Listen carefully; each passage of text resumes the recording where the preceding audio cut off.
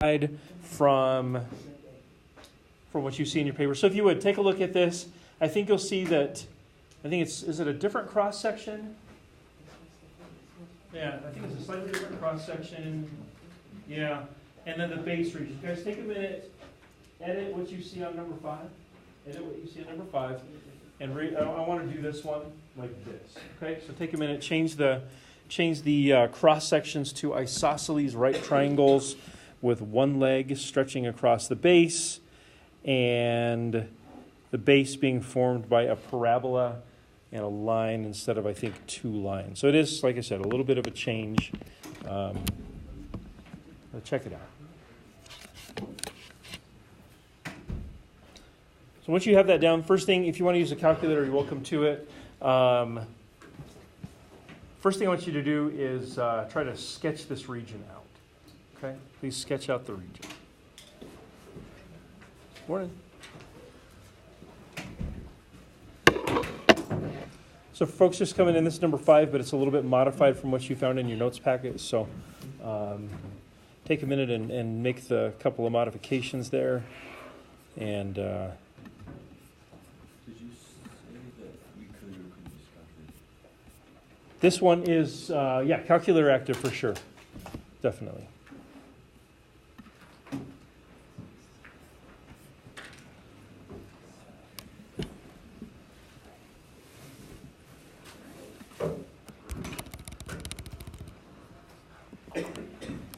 Morning. Good morning.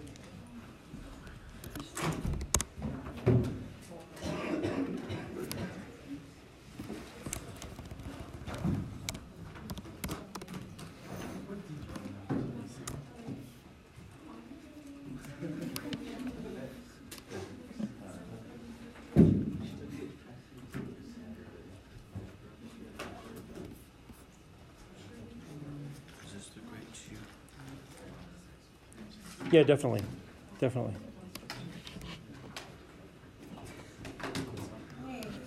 And now, hang on. Ours is different. It's not a parabola. Negative x squared plus 5? Ours is just 2 lines. Isn't it? Miss Hudson. He told us they changed it. I said, please make the necessary... You've been here the whole time, right? Yeah. Yeah, I said, please make the necessary edits. Modify it a little bit. I want you to do that one. It's a little bit different from yours. You crack me up. This...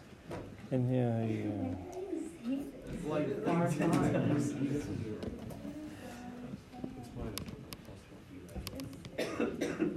long time. I didn't get my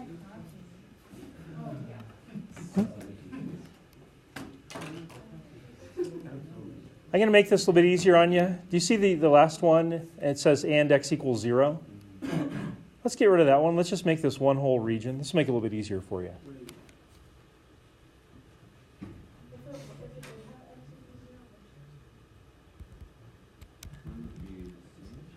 So x equals 0 is the y-axis, which I think splits this region more or less in half. Yeah. So would we choose the right or the left half? Let's just I'll do it like this. You ready?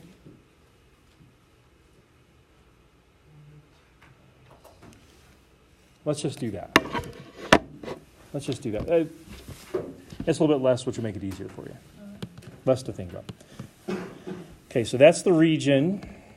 So draw it out, with your calculator, get it on your paper. And if you wouldn't mind, maybe consider, this is hardly, it's hardly necessary, but, bless you, consider what this might look like. Like we've used the Play-Doh, we've used the computer. I'll show you a computer image of this here in a second, but consider what this would look like, perhaps.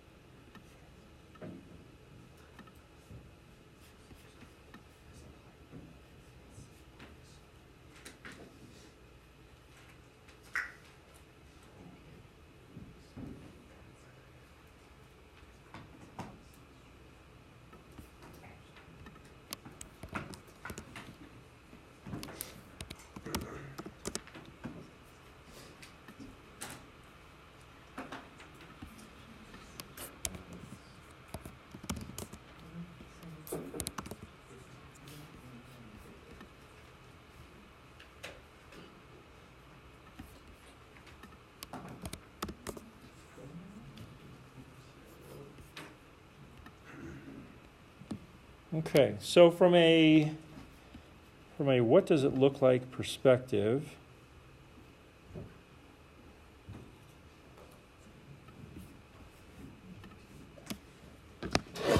you guys okay with that being the region, that red region? You got the upside down curvy parabola on the top, you got the line on the bottom. Is that all good?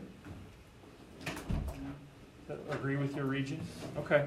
So if we're going to build cross sections on it, and the cross sections are isosceles right triangles, right? With one leg across the base. Have you pictured this yet? Can you see it?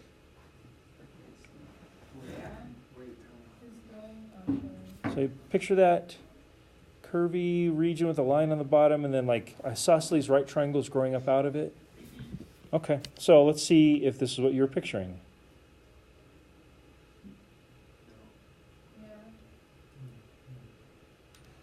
So looking at it from this perspective, can you see, like that? Can you see the isosceles right triangle cross sections? And then if we just get it in a little better perspective, you can see that it does follow that curvy-ish base region to form the solid. Again, like I mentioned last time, it's really important to realize that this is a solid that is not created by rotation. It's not created by something spinning around something else. Maybe you've picked up on this. Have you figured out, unless we really tried hard to make it so, none of these solids by cross-section, none of them have holes in them, do they? Because there's no rotation. Remember with the disc method, the washer method, we had to really, like the big part of the Play-Doh was, is this solid going to be really a solid, or is it going to have a hole or a gap in it, right? With these, we've never really considered that, because if cross-sections are just growing up out of a base region, there's really no possibility for a hole unless the cross-sections themselves have a hole. We'd have to really try hard to make that happen. So I don't think we're going to go there. Does that make sense? So that's what this would look like. So let me just encourage you as kind of maybe a good kind of final capper to the notes here. See if you can then take it home. See if you can get these cross sections. I don't know if they're perpendicular to what. For us, they were perpendicular to the x-axis. Sure, that makes sense. Isosceles right triangles, one leg stretching across the base region. Let's see if you guys can bring this home. See if you can complete this and find the volume, or at least an expression for it, and then use the Math 8 to figure out what that would be. Okay, so I'll give you a few minutes to work through that. I have a little handout for us to practice with today, but this will be, as you can see, it for the notes packet. So give it a shot. Tech, see if this maybe is a little bit better for you. So if I was going to sketch this out by hand, I would put a little perspective to it, and I would say, that's the y-axis going off into the distance somewhere. Here is the x-axis right there, and my base region would be the purple parabola.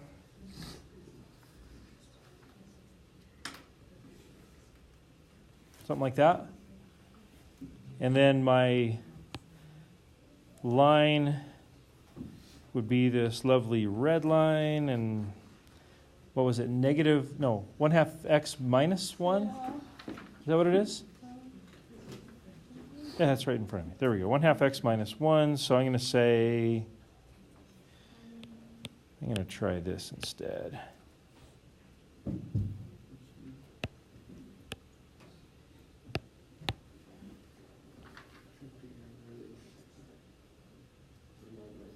I don't know exactly where these things intersect, but we're just going to say that. Yeah. So you can see the base region is this lovely blue region. Does that make sense?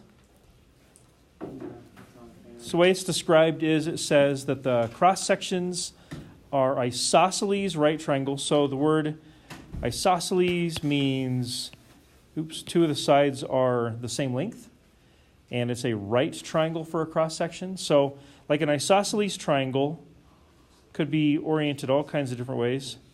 Like this could be an isosceles right triangle.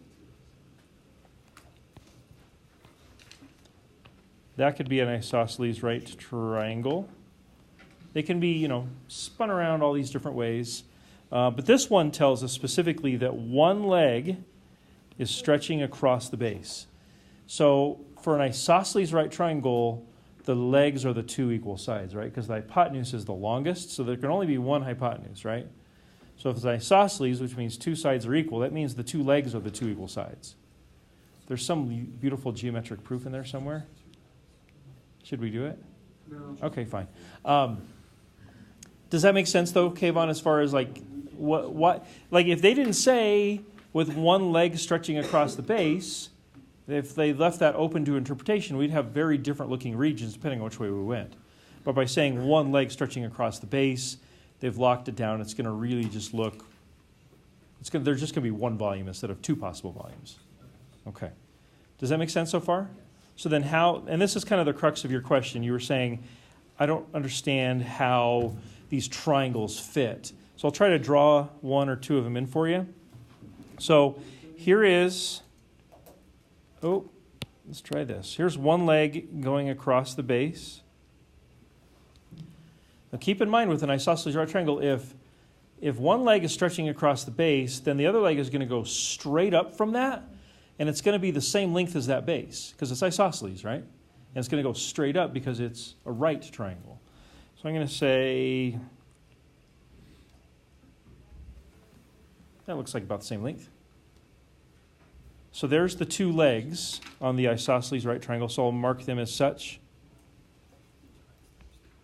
There's the two legs. And then the hypotenuse, of course, would be this thing that I'm putting in there as a dotted line. I've been doing it for a long time, and I've made lots of mistakes, so hopefully I've gotten all the mistakes out, which is not true, but whatever. Okay, so does that make sense, Kayvon, as far as what one of the cross sections would look like? It's like growing up out of the blue region. It's like we planted a triangle seed and a triangle grew up right out of the ground. And then, so can you picture lots of them and see how that would make that three-dimensional solid that I was showing you? Yes. Okay, perfect. Okay. Yeah, you bet. I have two questions. Sure. One is, I don't know what happens in this scenario, but couldn't you technically, Yeah. you have to try to So I corrected myself a second ago, and I might have done it smoothly enough where you didn't hear it. I was about to say, because they told us that the leg was stretching across the base, I was about to say there's only one solid that could be formed, and I said there's only one volume that could happen there, because sure, the vertical side could actually be coming off the purple curve, right? So that would be the same volume exactly, but it would almost be like a mirror image shape as far as the solid goes. So yeah, as far as volume goes, it would be the same volume, because that base length would still just be the same base length, and the height would still be the same height. And does it slant this way or does it slant that way? I don't know. But for volume, it doesn't matter. For the look of the shape, it would matter. But we're only finding volume, so.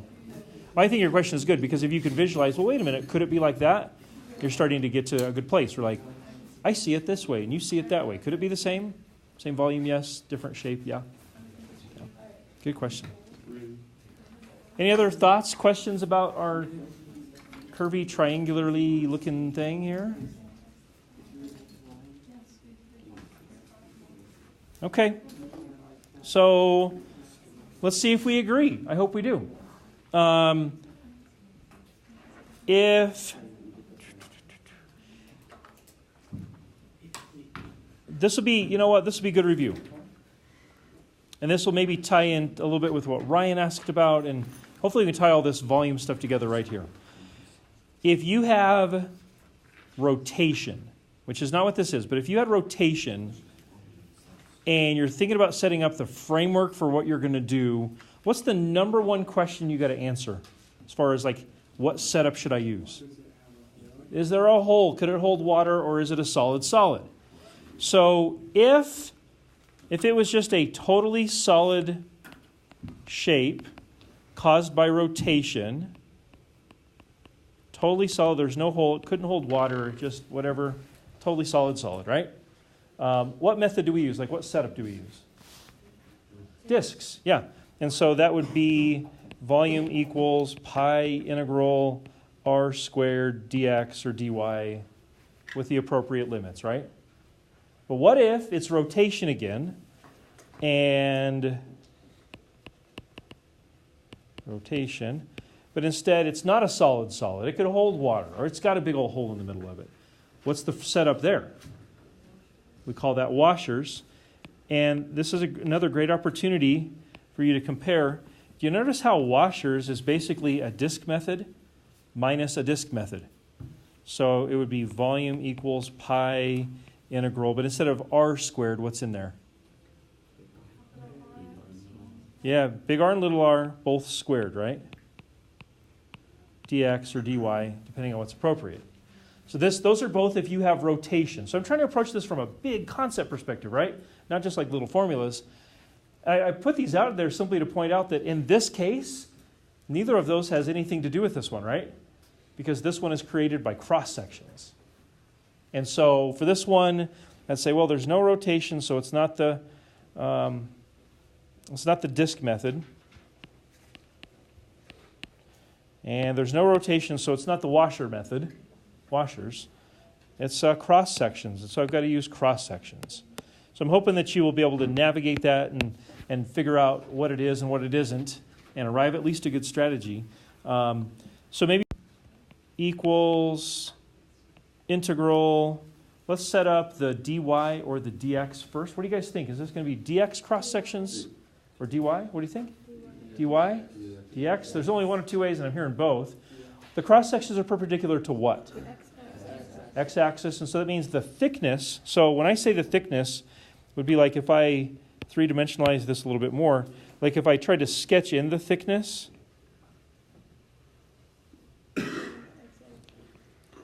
that thickness is measured on what? Oh, that one got a little away from me there. The thickness is measured on what? On the x-axis, right? So if the thickness is measured, and when I say thickness, look really carefully. I'm about to color something yellow. Would you guys agree with me that this is the thickness of that cross-section measured on the x-axis? So whatever you're perpendicular to, that'll tell you d whatever. Perpendicular to the x, dx is your integrand. So it is dx. And so why do you guys think that it's important that we establish dy or dx as our differential early? Why do you think that's important? So we know what to put in the middle. Yeah, the integrand, we know everything in the integrand has to be x's. Sorry, Tim, in the middle, right? Yeah, what's going to be in the middle? In the end, it better be all x's and numbers, no y's, right? Okay, so then, I don't know, maybe you should do the limits of integration next. Would you guys agree with me that we are going to accumulate across this region in this kind of red direction? Aren't we going to go from left to right? Yeah. So I think I would start accumulating right here, and I would stop accumulating right there. What is that? What are those points? Intersection. And what are they? No, you're 2.7. So it sounds like these are probably rounded numbers. Did you guys use the intersection finder? Yeah. What would be a spectacularly bad idea? To use the Rounding early. Yes. So if I were to put, 2.2123. did you guys say negative 2.7? 1, 2, 2, 1, 4. So if I just left it as this negative 2.7, my answer will be off. There is one right answer. There is no, oh, you were within like a tenth. We're good. We're not good. And so you want to make sure you keep all your digits. So Sam, you said negative 2.7, 1, 2, 2, 1, 4. and that's all of them? That's all that showed. That's all the calculator spits out. That's the best you can do, right? So that's fine. You guys agree with that? Okay. What about the upper limit? What's that other intersection points x coordinate? It's got to be around 2, doesn't it? 2.21, 1, 2, 4, 5. 22145? 22145. Okay. So again, we want to be accurate. We want to be precise as far as we can possibly be at this stage. We'll round in the end, right? But not right now. Last piece would be the integrand. what actually goes in there.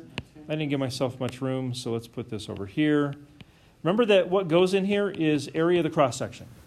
So this could be side squared if the cross-section was a square. Or it could be base times height if the cross-section was a rectangle. It could be 1/2 pi r squared if the cross-section was semicircle. Or in this case, it could be 1/2 BH because it's a triangle. Hey, that makes sense? So here we go.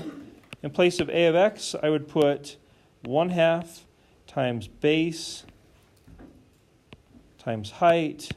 There will be hopefully an interesting result from this.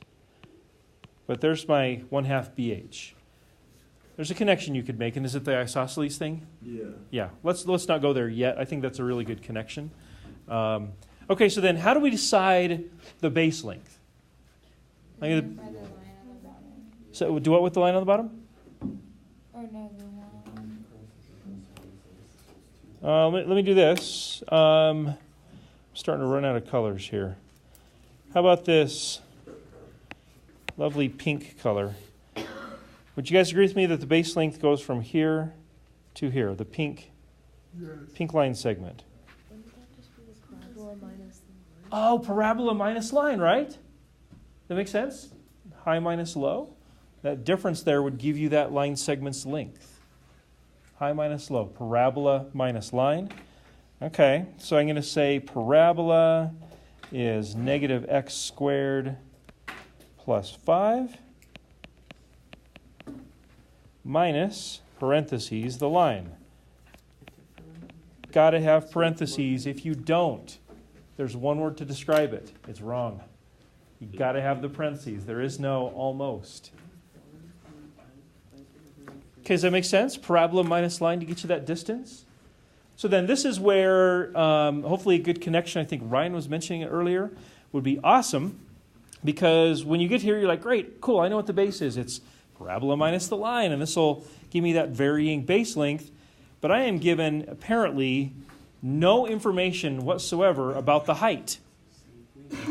But it's the same thing as the what? Same thing as the base because it's isosceles. Yep, it's an isosceles right triangle, so whatever that base length is and the way that it's oriented here, the height would have to be the same thing. So you could just repeat yourself here. And then Ryan, what were you thinking for? Yeah, I agree. Why not just do, like if you see that connection, why not just do that right from the get-go? Right from the get-go. Yeah, that's right. I'll show you. So this would be Ryan's idea. Perhaps others had this as well. I like this because it's a little cleaner and neater. Obviously, it's the same thing. So whichever one of those you had really makes no difference to me. So, Eddie, you said, how do we know? So we were told that it's an isosceles right triangle.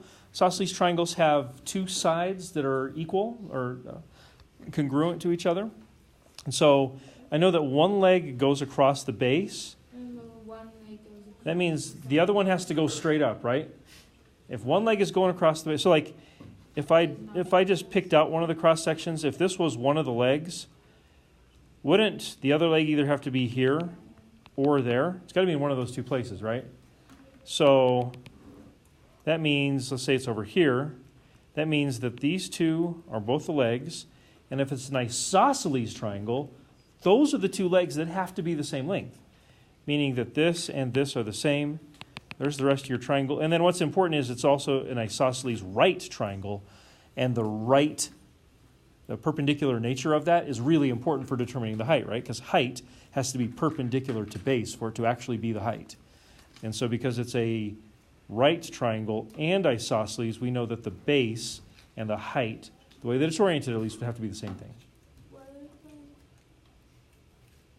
didn't tell you that they're isosceles right now? They'd have to. If they just said it was a right triangle, they would have to give you more information. They'd have to say it's a right triangle such that the height is 3 times the length of the base, or some other hint about what the height is.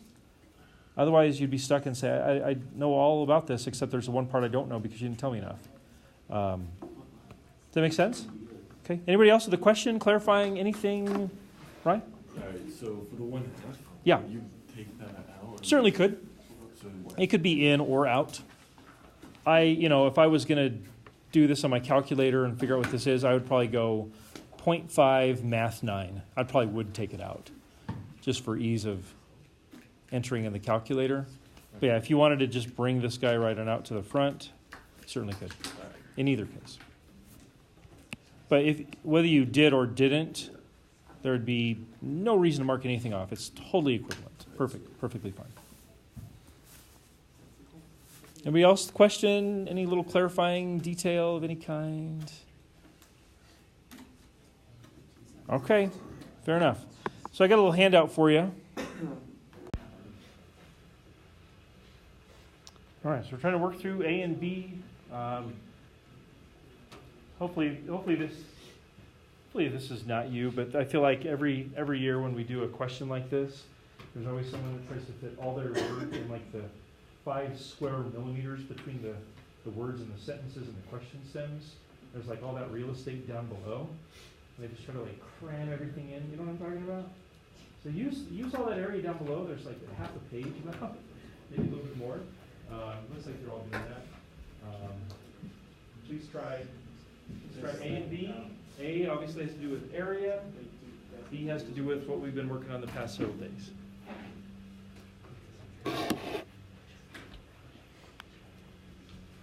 Gretchen, what's up?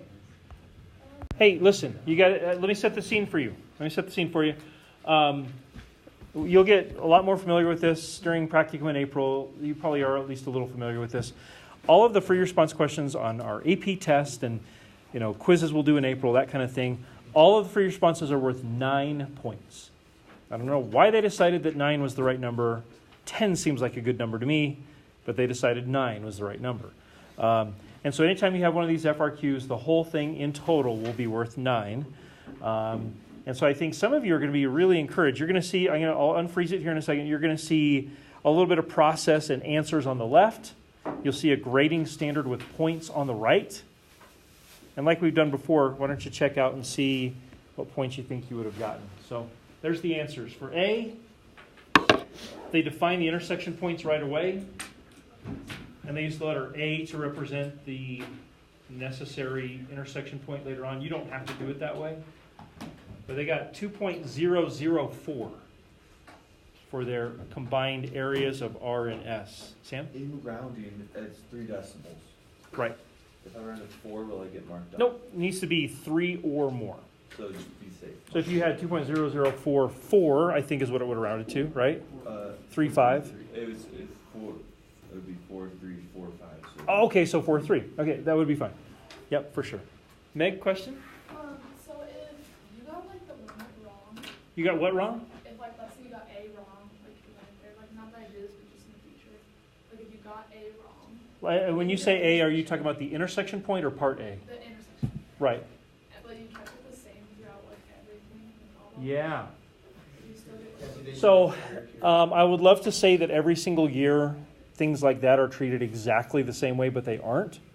It's kind of up to the question leader for that. But I would say most years, like if you did something like that, that error would get carried through, obviously, for sure to Part B even, right? You would certainly, on Part A, you would not get the limits point because you clearly made an error on the limits. You would definitely get the integrants point if those were correct. And I would imagine that whether you got the answer point or not would probably depend on how bad your error was with the finding of the intersection point. Or not, maybe. So you could conceivably get 3 out of 4 there. But notice here, like showing your work, like it's a free response question. You need to present your work. So please understand, like if for Part A, if you wrote nothing but 2.004, you get nothing. You don't get 1 point. You get nothing. You've got to show your setup, right? You've got to show your integrals, your integrands, the limits and everything. And then, of course, hopefully the right answer. And then B, hopefully you're like primed for B because we've been working on this the last several days. 1.283 with that nice setup. Can you see the square cross sections in that integrand? F minus G quantity squared. Kind of cool. So here's the good news. Like, I saw a lot of you have those answers. That's awesome. What that means, look at the points on the right side. If you got those right, where are you sitting right now? 7 out of 9, and you haven't even started C. That's a really good place to be. That'd be awesome. So if you could squeeze another point or even both of them out of C, a 9 out of 9 question is awesome. They happen plenty, but not as often as we would like. So that would be a great start to something like this. So anyways, and the good news is we only have like a month and a half for you to get better. So good possibilities, right? Good possibilities. Appreciate your hard work. Let's do some reviewing tomorrow. If you have questions, bring them. I'll have other stuff to do too.